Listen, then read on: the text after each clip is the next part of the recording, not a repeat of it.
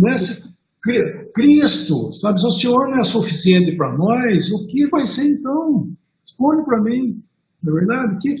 Se o Senhor não é suficiente para mim, o que vai encher seu coração? Na conversão, a primeira coisa na conversão que nós descobrimos, que aquele vazio que você tinha, era somente Cristo que podia preencher. Não é verdade? Quem converteu, quem veio do mundo aí, sabe, né? Cada um sabe disso, eu não estou só colocando pessoas mais, mas quero dizer de mim, eu tenho um vazio muito grande, cada um tem um vazio muito grande no coração. Quando eu me converti, eu descobri que somente aquele vazio, quem podia preencher era Cristo. E isso até hoje. E às vezes o inimigo quer dizer que não. Né? Lá em João 6, quando o Senhor colocou à prova os ouvintes, eles começaram a sair. Sair dizendo assim, dura esse discurso. E foram saindo. O Senhor perguntou, quereis vós também retirar? Pedro falou sabiamente, Senhor, para quem iremos? Ele não fala para onde iremos, é para quem. Porque o cristão não tem para onde, ele tem para quem. Se o cristão ele tem para onde, então ele vai arrumar um canto para ele viver. Agora, se realmente Cristo é o seu motivo, então realmente, para quem? Né? Pedro falou, para quem o Senhor é o Senhor para nós, se a gente sair daqui, nós vamos para quem? Não tem para onde, não tem quem. Né? Não, o Senhor é suficiente. E nas dificuldades e na prova, né, Paulo escreveu em Romanos 7, quando ele fala do seu estado de luta interna que estava, né, que o bem que ele queria fazer, ele não fazia, o mal que ele não queria fazer, é esse que ele fazia. Ele não fala o que me livrará, ele fala quem me livrará. Por quê? Porque é Cristo. O Senhor, ele é suficiente para nos livrar, para nos preencher, para nos consolar. O Senhor é o motivo. Então essas pessoas, figuradamente, tiveram que aprender que saindo desse lugar, onde você vai arrumar lugar, onde você vai encostar, onde é que você vai ser feliz, aonde? Porque não tem, né? Eu pensando nesse sentido, que não tem, a Assembleia é um motivo que é onde nós devemos estar, né? Primeiramente, a Assembleia, né, junto com o Senhor, em comunhão com o Senhor, esse é o lugar. Que ainda que venha a prova, sabe? Ainda que venha a prova, não vai dar uma de filho pródigo, não vai dar uma de Noemi, de Elimelec com Noemi, aquele outro de Jerusalém, e sair. Então, tem um irmão que fala que o inimigo, ele tenta muitas vezes achar que nós temos alguma coisa, falando outra vez, tá? Alguma coisa fora de Cristo. Não existe nada, para o cristão, não existe nada fora de Cristo.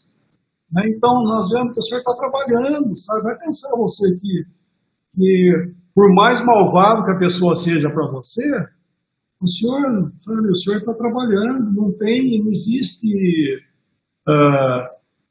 não existe machão, né, para o Senhor. O Senhor, ele trabalha, ele faz o que ele quiser. Como exemplo também, aquele jumentinho que o Senhor mandou buscar quando ele ia entrar em Jerusalém, porque era profecia.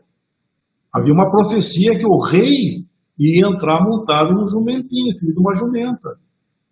E o Senhor falou para vocês assim, vai lá e busca o jumentinho, assim, chegaram lá, pegaram o jumentinho, trouxeram para o Senhor e falaram que era um jumentinho que ninguém tinha montado.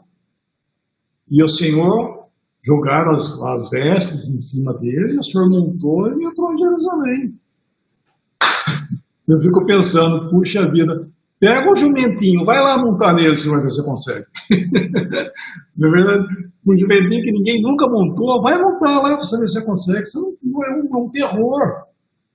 Mas o Senhor, ele ficou quietinho, o Senhor montou e ele vai, sabe? Então, nós devemos confiar que o Senhor está além, né? Nas provas externas, O Senhor está além, ele tá trabalhando por nós, sabe? E vai trabalhar na consciência, enfim. O Senhor ele tem suas provisões. Então, na realidade, eu queria mais falar nesse sentido, né? Quando vem a prova, sabe? Vem a prova, porque todos nós temos prova, né? Eu sei que os jovens também têm provas, né? Você falou para convidar alguma coisa, falar para os jovens também, né? E, inclusive, esse assunto que eu estou falando aqui, eu uma vez fui convidado para falar para os jovens, acho que uns 10 anos atrás, eu falei essas coisas praticamente semelhantes do que estou falando aqui. Eu falei para eles numa reunião que eu não lembro nem onde foi, tá? Não lembro nem o local que foi. Mas eu lembro que eu falei isso para o jovem para animar, porque às vezes realmente os jovens são acometidos, né, de desânimo, de escolhas, né, escolhas, sabe? Por isso. Então, nós temos que escolher bem, né, escolher o Senhor, sabe? Sei que nós queremos algumas coisas e ansiamos, temos desejos de ter alguma coisa, sim, mas primeiro o Senhor, sabe? Primeiro o Senhor. Eu citei um exemplo, o Rodolfo vai, acho que lembrar, numa das lives aí, que meu irmão, que ele era filho do outro irmão também, que era irmão, eles eram irmãos, né? E o pai dele era muito rico. E quando ele ficou de maior, né, na sua idade, ele já vinha buzinando para o pai que ele queria um carro. Ficou buzinando, queria um carro. E daí chegou no aniversário dele, ele falou, meu pai vai dar um carro, né? Chegou o pai dele, cumprimentou ele e deu uma Bíblia para ele de presente. Nossa! Aquilo aflorou a brabeza do rapaz. Pegou a Bíblia, mas pai, puxa vida, é isso que você vai dar de presente, coisa e tal, já sou cristão, enfim, aquela coisa toda. Pegou a Bíblia e jogou em cima de uma estante que tinha lá no local, numa sala que eles estavam, jogou a Bíblia lá e foi embora, e bravo com o pai, e a Bíblia ali ficou. E o pai dele estava doente, o pai dele era um irmão que estava muito doente já. Daí o pai dele faleceu. Pouco tempo depois o pai dele faleceu. E ele foi lá, nessa sala, que está naquela recepção da morte do pai, ele pega e vê a Bíblia que estava lá. A Bíblia que o pai dele tinha dado para ele, estava do jeitinho que ele estava lá. Ele foi lá, pegou a Bíblia, abriu a Bíblia, tinha uma dedicatória para ele e tinha um cheque para que ele pudesse comprar o carro dele, rapaz. O pai dele estava dando a Bíblia, e dele estava junto com a dedicatória, estava o cheque, ele podia comprar um carrão para ele, se ele quisesse. O carro que ele quisesse. E daí ele, poxa, ele chorou amargamente, falou, puxa vida, que coisa, meu pai. O que ele estava querendo dizer para mim é que Cristo primeiro. Eu posso ter alguma coisa? Se eu posso ter, o Senhor vai dar. Ele falou, o Senhor não é malvado. Você pode ter alguma coisa, você tem dinheiro para ter, vamos dizer assim, você pode ter alguma coisa, você pode ter uma casa boa, você pode ter um carro bom. Pode, irmão, ninguém está dizendo que não tem. Isso é a religião que faz, né? Muitas vezes, jogar um fardo nas costas das pessoas, aqui na base do ter e não ter, né? Isso é um erro. Então, mas nós devemos entender que Cristo é primeiro. E é isso que o irmão estava falando para o filho dele. Cristo primeiro. Você pode ter as demais coisas? Sim, pode, mas o Senhor é o primeiro, sabe? Então, aqui, ó.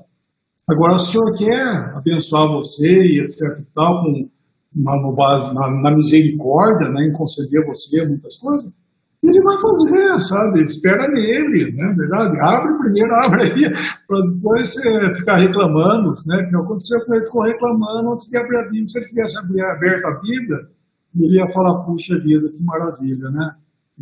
Nada daquilo tinha acontecido. E é isso que aconteceu com essas pessoas aí, ó. Nada daquilo teria acontecido se eles tivessem ficado nos seus devidos lugares, né? Temer o Senhor, esperar no Senhor, e tudo ia dar ia dar tudo certo, sabe? A fome de Belém ia voltar ao normal, sabe? O que aconteceu lá em Jerusalém para aquela pessoa ter saído de lá, não sabemos, mas ia ficar tudo bem. O filho pródigo, ele não sabe ter saído da casa do pai, né? Ele teve que, duras penas, aprender que a melhor roupa, o anel, a comunhão com o pai, estava lá na casa do pai, em outro lugar ele não tinha nada, menos do que nada.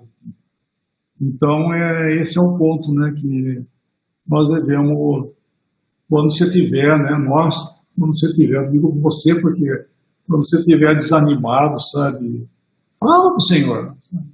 Não tem medo de falar para o Senhor, sabe, que estou desanimado, eu estou desapontado com meus irmãos, eu estou assim, estou assado. Fala, sabe, fala para o Senhor, ele vai confortar, sabe, ele vai prover, sabe, ele vai dar pão, sabe, você não vai morrer de fome, não. O Senhor vai dar pão e vai incentivar e fortalecer a cada um de nós.